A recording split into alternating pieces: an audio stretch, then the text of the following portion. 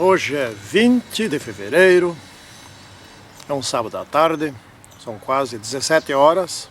Daqui a pouco iremos atrasar o relógio em 1 hora, não é? E nós estudaremos aqui a lição número 13 do primeiro trimestre da série de lições de rebelião e redenção, não é? Então, a última lição é sobre a redenção. Um assunto muito interessante, sem dúvida. Nós estamos muito contentes porque estou vendo aqui em redor um clima, sentindo também um clima um pouco mais ameno, que esta semana, da penúltima semana de fevereiro, foi extremamente quente aqui na nossa cidade, não é? Muito bem, vamos fazer nossa oração inicial então. Nosso Senhor Deus que estás nos céus, queremos te pedir que tu nos assistas pelo teu Espírito nesse estudo. Seja aqui nesse momento, seja quando alguém estiver assistindo. Em nome do Senhor Jesus Cristo. Amém. A redenção. Esse é um assunto sobre o qual pouca coisa nós sabemos. Sabemos sobre a volta de Jesus Cristo, sabemos sobre as profecias que antecedem, sabemos que depois será muito bom, sabemos que passaremos 1 milênio revisando o juízo e assim por diante. E sabemos, temos algumas informações deveras importantes, mas temos bem poucas informações sobre como será a nova terra, que maravilhas teremos na nova terra. Sabemos que o olho não viu, a mente não conseguiu imaginar. Que maravilha será isso. Vamos deixar o verso para memorizar lá para o final, quando chegar a hora dele, né? Está em Apocalipse 21, versículo 4. Mas antes disso, queremos ainda falar um pouquinho sobre o livre-arbítrio. Os seres inteligentes são inteligentes para terem livre-arbítrio. E o inverso também é verdadeiro.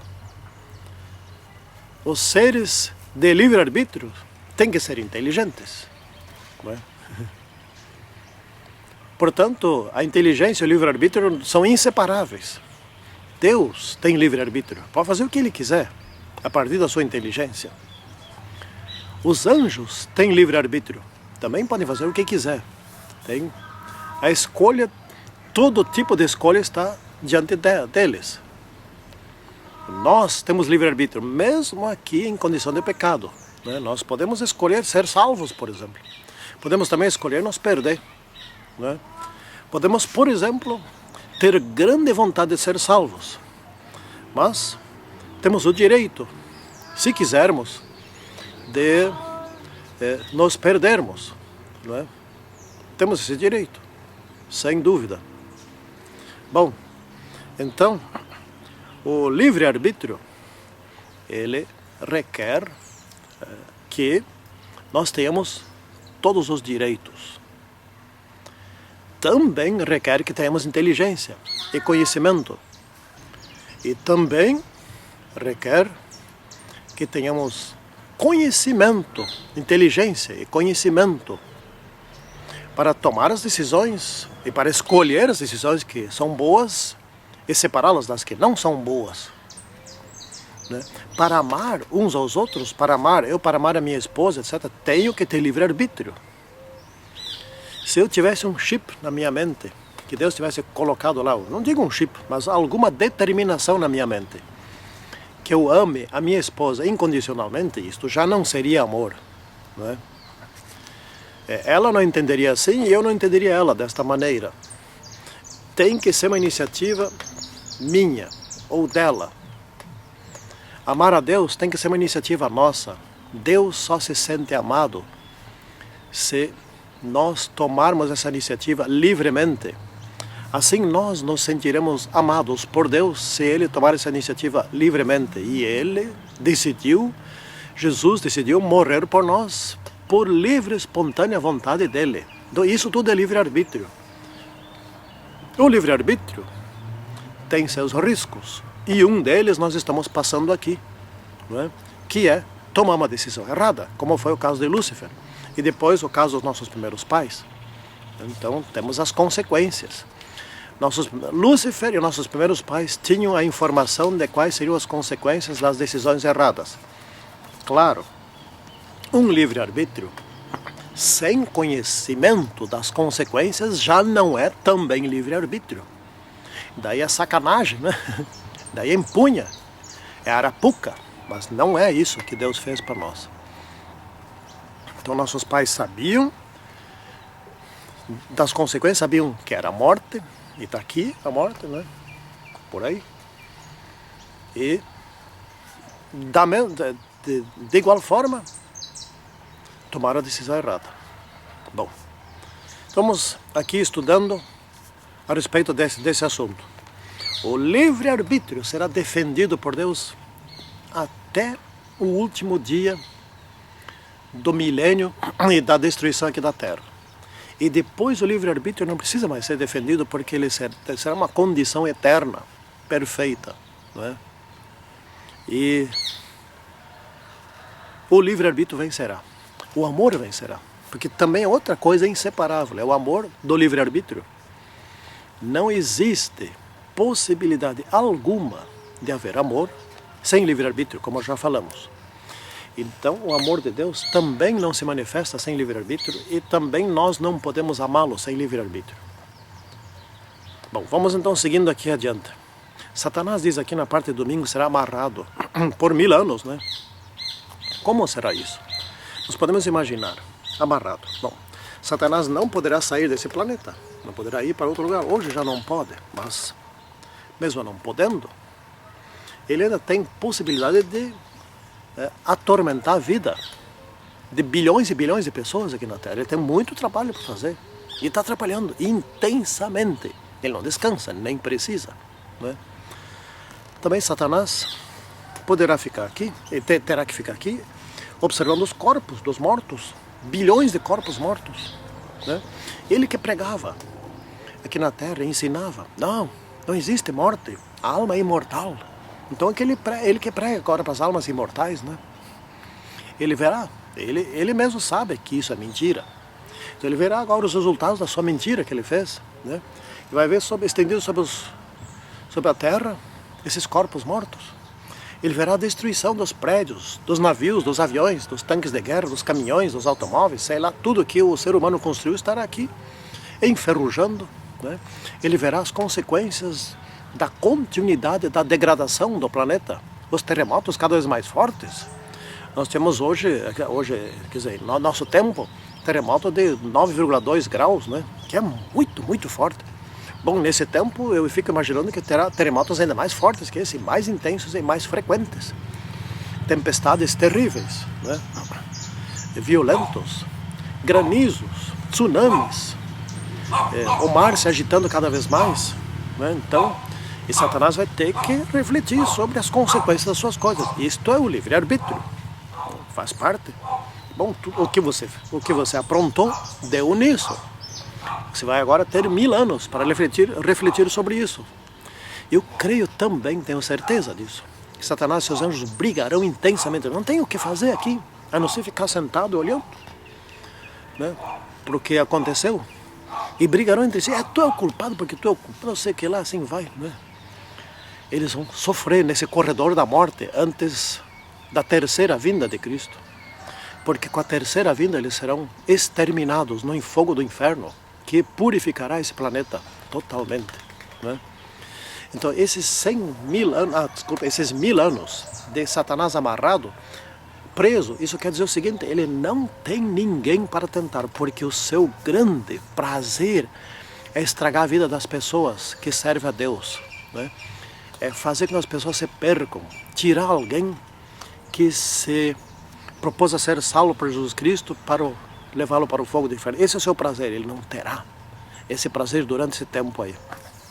Então nós temos aqui algumas perguntas inquietantes, né? A Terra, por exemplo, será um cemitério de gente, de lixo, né? Os satélites humanos em redor da Terra, muitos estarão caindo nesse meio tempo, eu creio que talvez até todos, né? Armas, bombas, talvez algumas explodirão em algum lugar aqui ou ali, né? Mas estarão se deteriorando aqui na Terra, né? dinamite, né? Prédios, terremotos, desastres, a terra continuará se deteriorando, né? A terra ficará praticamente sem forma e vazia. Ela voltará às origens, porém como um grande cemitério, como um grande planeta de lixo, de destruição, das consequências do mau uso do livre-arbítrio, né? A deterioração continuará. E os mortos estarão aqui. Pelo que me consta, os animais talvez não morrerão. Não sei. Parece que não. Porque diz Apocalipse que os urubus, as aves, se alimentarão desses mortos, né? Então, haverá durante esse tempo o julgamento. O julgamento será no céu. Vamos ver aqui o juízo na parte de terça-feira, né? No final desse julgamento todos concordarão, porque a condução do juízo vai ser muito, muito, muito bem elaborada e conduzida.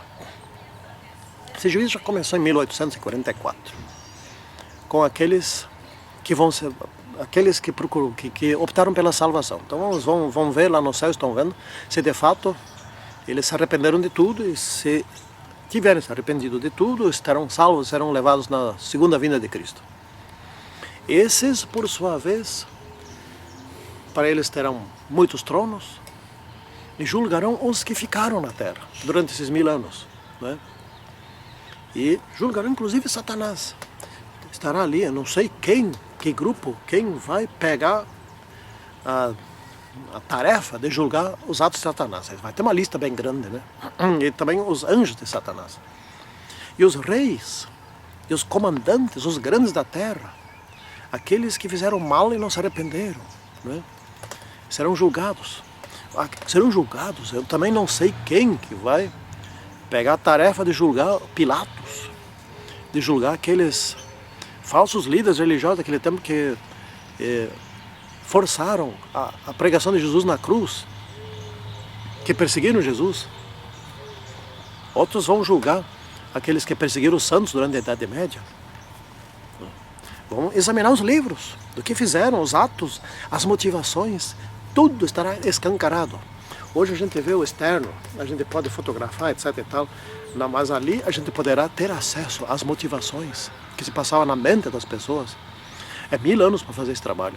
Portanto, esse é um julgamento muito bem conduzido. Não pode ficar dúvida alguma sobre esse processo de que tudo será perfeito, tudo será muito bem feito, né? Por isso, 1000 anos para fazer isso. Enquanto lá no céu, nesses 1000 anos, os anjos de Deus, do demônio aqui na terra, o próprio demônio, e os mortos que estão aqui estão sendo julgados, Satanás estará aqui esperando, amargando os resultados do mal que ele fez, né? Então, no final dos 1000 anos, volta para cá, a Terra Santa, os livros estão todos prontos, todo o julgamento revisado, etc. Agora vamos para o juízo executivo, né? Juízo executivo, aí Satanás, aí se acordam, os mortos, todos eles que morreram se acordam, né? Eu fico imaginando ali aqueles, por exemplo, que foram profundamente envolvidos na salvação de almas, mas que eles mesmos se perderam. Com que cara de pau, como é que eles vão se alinhar com Satanás para tentar tomar a cidade santa? Eu não quero estar nesse ambiente aí. De repente, por meu trabalho, dezenas ou centenas ou até talvez milhares de pessoas se salvem. E por causa de um pecado, ou uma meia dúzia de pecados insignificantes, dos quais eu não me arrependi, eu não estou salvo. E aqueles que por meu intermédio se salvaram ficam olhando e falam, o Sigberto está lá na terra e vai querer cercar a cidade santa, vai querer tomar a cidade, vai querer, quem sabe, nos matar aqui, vai querer aprisionar Jesus Cristo e vai querer com Satanás dominar a terra aqui. Essa vai ser a intenção, e vão cercar a cidade santa. Mas aí será pronunciado o juízo e todos verão o seu filme, cada um por sua vez verá as suas atitudes, os seus maus atos, etc. as suas intenções, ali os perdidos verão muito melhor do que hoje qualquer possibilidade de eu mesmo ver os meus pecados. Se estiver ali do lado de fora, verei as minhas motivações, verei todas as forças de Deus tentando evitar com que eu faça isso ou aquilo de errado. E eu terei negado. Bom, eu não quero estar do lado de fora, mas quem estiver vai perceber claramente por onde que caiu, aonde que resistiu. Tudo será bem escancarado. E cada um verá o seu. E Satanás verá o dele. Então todos chegarão à conclusão. Satanás chegará à conclusão e dirá, né? Os seus anjos chegarão à conclusão e dirão, e os perdidos chegarão à conclusão, os salvos chegarão à conclusão, os anjos de Deus chegarão à conclusão, os outros seres de outros planetas, de outros lugares do universo chegarão à mesma conclusão. Deus é justo e Deus é amor.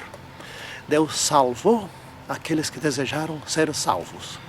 E Deus extinguiu aqueles que desejaram ser extintos, que não aceitaram a salvação. E desejaram ser extintos provavelmente não, mas que não aceitaram a salvação, não é? Todos concordarão, de tal maneira que, dessa forma, nunca mais o mal se levantará, porque se chegará à conclusão, Deus é amor e Deus é justo, ao mesmo tempo, né? Então, depois disso, é que toda lágrima será enxugada. Depois que a terra será renovada pelo fogo, será recriada, tudo daí se esquece, fica para trás. Não é que se esquece de não lembrar mais, é que a nova terra será tão linda, tão boa, tão espetacular, que não haverá mais na mente humana desejo de se lembrar.